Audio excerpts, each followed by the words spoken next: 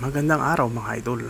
Ito na nga ang unang subok natin sa araw na to. Sihi na ginataan o saang. So ayan, inom natin yung mga gulay dito. At napakasarap to ang mangyayari mamaya. Ayan na nga. So may kalabasa. So ganyan lang, kalabasa lang yung gulay namin para mas masarap lang din.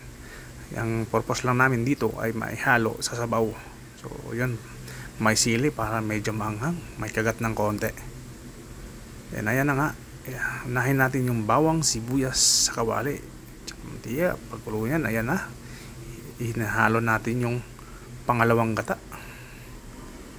Ayan. So pagkulo nyan, ilalagay na natin ang kalabasa. Yan yung magpapasarap sa sabaw natin. So kailangan durog siya, no, mga idol. So ayan, halo-haluin lang natin ang ganyan.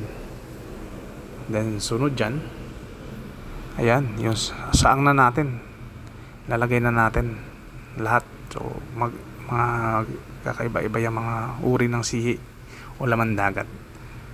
Kailangan, kung marunong ka nito, marunong ka mag-casting, kaya marunong ka rin ito para iwas zero. Ayan ang idol, napakasarap nito. At kumulo na nga. At yung makikita nyo, yung gulay natin durog na. So yung naghalo na sa sabaw. So yung mga ilang minuto pa ngayon idol, napakulo. Ganyan na yan. So dyan, ayan na yung magpapalasa. Yung unang gata, malasa yan. At kailangan timplado na yan mga idol.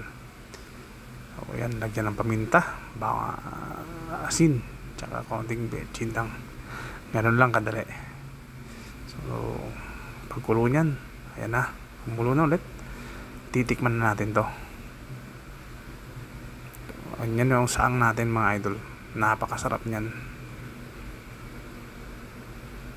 Ayan, konti pa. Ayan na, ito susubukan na namin.